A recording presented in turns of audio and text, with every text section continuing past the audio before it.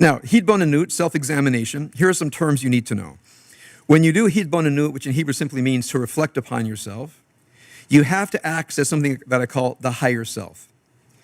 Now, this is in Hebrew, in Chabad Hasidus, the pietistic movement that Chabad teaches, and they more than any other Hasidic school, they really delineate meditative and mystical practice.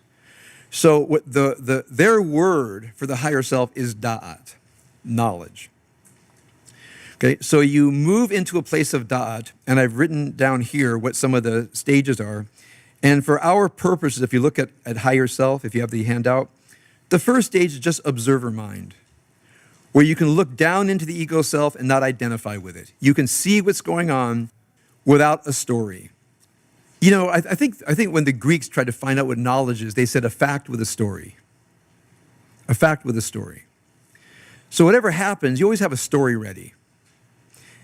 And oftentimes it goes like this. The music goes like this. There I was, sitting by myself, reading a book, when suddenly my husband burst into the room, frantically looking for his keys. He's always losing things. And I said to him, they tell me the story. I said, okay, next time without music. Just no music. Just, I was reading a book, my husband frantically. I said, okay, now without adjectives and adverbs.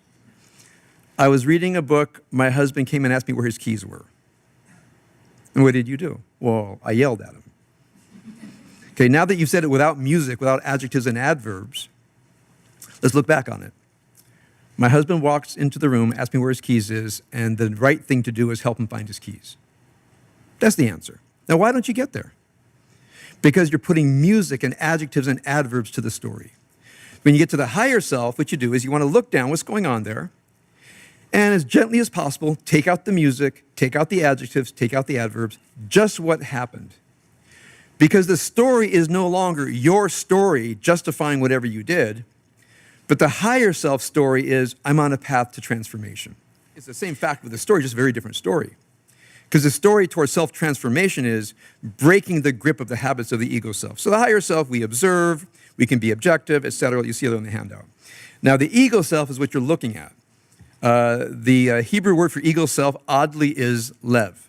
Most Hebrew speakers are surprised by that because in English and modern Hebrew, lev means something like the seat of moral sentiments. However, in the Bible, last week's Torah portion, it says, Lo taturu acharei levavchem, do not follow your hearts.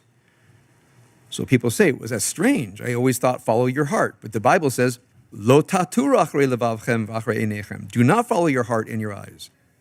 And that's because in the Hebrew Bible, the word lev means something like the ego self as yet unmodified by another word. So we have lev yodea, the knowing ego self. We have a lev chacham, the wise ego self. But by itself, the word lev is neutral to bad. And the source verse for this is Genesis chapter 6, verse 5, where it says, Kol yetzer machshavot ha'adam rak kol hayom. Kol yetzer, shaping. Kol yetzer machshavot libo. Kol yetzer machshavot libo rak kol hayom. All of the yetzer, shaping, machshavot, thought, libo, you'd have to say ego self here, all bad all day long. That's in Genesis chapter 6, verse 5, when God is looking back at the first 6 chapters and looking ahead at what comes next. So God has a soliloquy where God says, Kol yetzer machshavot libo rak kol hayom. So lev there can't mean heart in a positive sense. It means something like the ego self, what I call the ego self. So the ego self is, number one, plastic, which means moldable. Therefore, it's not the Freudian or Jungian structured archetypal self, where thoughts, feelings, emotions, images, sensations, drives, impulses, and intuitions thrive. Some are trustworthy, some are not. They're all vying for control of the will. So here's why I put all this down here. Some are trustworthy, some are not.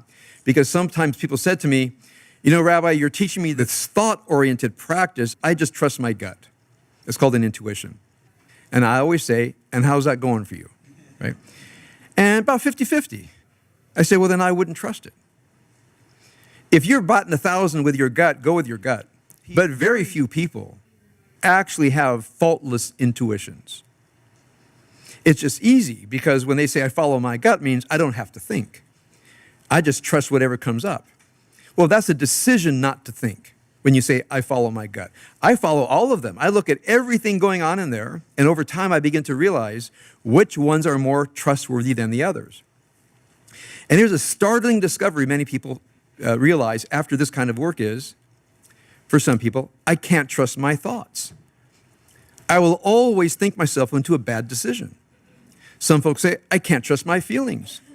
I feel good about a person or bad about a person. I later learned that I was completely wrong. People say, what do I do when I can't trust my thoughts? What do I do when I can't trust my feelings? I said, great, that's actually an outstanding question, because that's why you move into the higher self, because higher self thoughts are different from ego self thoughts. They're very easy to distinguish between the two, because an ego self thought cannot stand interrogation. If you begin asking the ego self thoughts like, well, what's your theory and what are the facts? The ego self thoughts will fall apart. Higher self thoughts can be sustained. Now that's a skill to master. That's one of the skills I like to teach people. So when you look down there, you'll see all kinds of stuff going on, some trustworthy, some not. Now, the ego mind is the awake part of the self that's dealing with the world, that does not know that it is being shaped by the unconscious ego self. So the ego mind assumes wrongly that it sees the world as it is, when actually the ego mind sees the world through a prism, the prism created by the ego self.